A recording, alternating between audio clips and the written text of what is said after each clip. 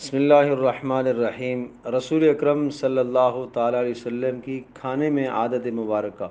حضرت صلی اللہ تعالیٰ علیہ وسلم کبھی تکیہ لگا کر کھانا تناول نہیں فرمایا کرتے تھے، اور نہ ہی اونچے میز یا ٹیبل وغیرہ پر رکھ کر کھانا کھایا کرتے تھے، بلکہ نیچے کچھ بچھا کر زمین پر حضرت صلی اللہ تعالیٰ وسلم تواضع اور عاجزی کے ساتھ جھک کر کھانا کھایا کرتے تھے۔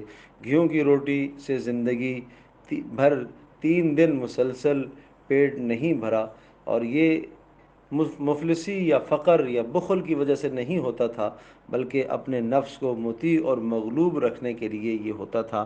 حضرت صلی اللہ علیہ وسلم کے اس عمل میں ہمارے لیے بہترین نمونہ ہے۔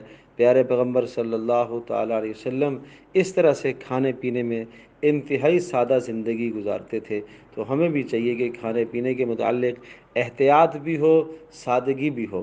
حد سے زیادہ بھی نہ کھایا جائے۔ حد سے زیادہ جب انسان کھاتا ہے، بھرے پیٹ میں حکمت اور دانائی کی باتیں نہیں آتی، اور کھانے سے متعلق اہم بات یہ ہے کہ حرام کا کھانا، حرام کا لقمہ، حرام کا ذرہ پیٹ کے اندر نہ آئے، ورنہ عبادتوں کی لذت تباہ ہو جاتی ہے۔ ہر آدمی کو سوچنا چاہیے کہ وہ اپنے پیٹ میں کیا بھر رہا ہے، کیا جہنم کی آگ تو نہیں بھر رہا۔ حرام کھانا اگر پیٹ میں آتا ہے تو جہنم کی آگ گویا کہ پیٹ میں بھر رہا۔ ہر آدمی کو اس چیز کا سوچنا چاہیے۔